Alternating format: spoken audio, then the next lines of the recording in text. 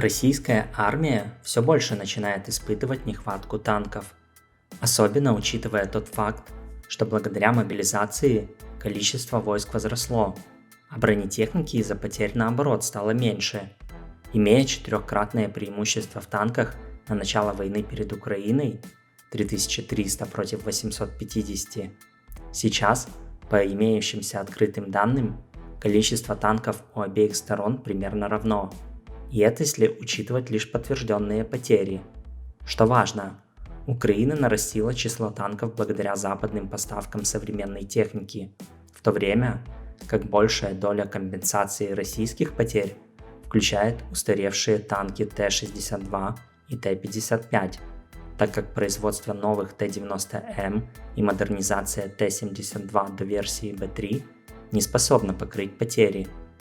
Более того, российское производство на данный момент не способно покрыть потери даже с помощью более старых танков, которые все равно требуют ремонта и дооснащения современными приборами, такими как прицелы и системы управления огнем. Так, один из самых больших танкоремонтных заводов БТРЗ-103 в Чите получил контракт на восстановление 800 танков Т-62 за 3 года. При этом, судя по кадрам, у них получается восстановить от 7 до 17 танков в месяц. И в лучшем случае за 3 года этот завод восстановит 576 танков. Это не единственный танкоремонтный завод в России, но тем не менее тенденция довольно красноречива. Сокращение количества танков у российской армии сокращает ее возможности по проведению операций, особенно что касается наступления. К тому же, устаревшие, хоть и модернизированные танки Т-62 и Т-55 не способны тягаться с западными современными танками, такими как Абрамс, Челленджер и Леопард, которые имеют более прочную броню и мощное, точное и дальнобойное орудие. Более того, имеются кадры попадания танковых снарядов по американским БМП Брэдли, после которых те продолжали бой.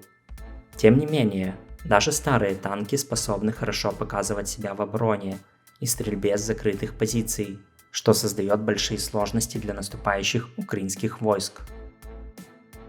Восток. Российские войска ведут наступательные действия в районе Купянска. Украинские власти объявили эвакуацию жителей этого района. Тем не менее, пока каких-то значимых продвижений россиян тут не наблюдается. На правом берегу Северского Донца россияне атакуют Белогоровку, а также попытались вернуть утраченные позиции южнее Бахмута, предприняв контратаку с использованием резервов на современной технике, включая танки Т-90М и БМП-3. Они атаковали позиции 3-й штурмовой бригады в районе Андреевки, но продвинуться не смогли, при этом потеряли 3 танка и 2 БМП. Юг. Украина продолжает наступательные действия на южном направлении, и, судя по всему, резервы, которые должны были быть задействованы в случае прорыва российской обороны для выхода на оперативный простор, сейчас попросту заменили те бригады, которые должны были эту оборону прорвать. Подтверждением этого являются кадры западной техники, такой как БМП Мардер, танки Челленджер и БТР Страйкер, которые до этого не были задействованы. Логика в этой замене есть. Новые бригады, воевавшие в начале украинского контрнаступления, получили боевой опыт, но в то же время понесли потери в людях и технике, а воины накопили усталость. Поэтому вполне логично дать им возможность восстановиться.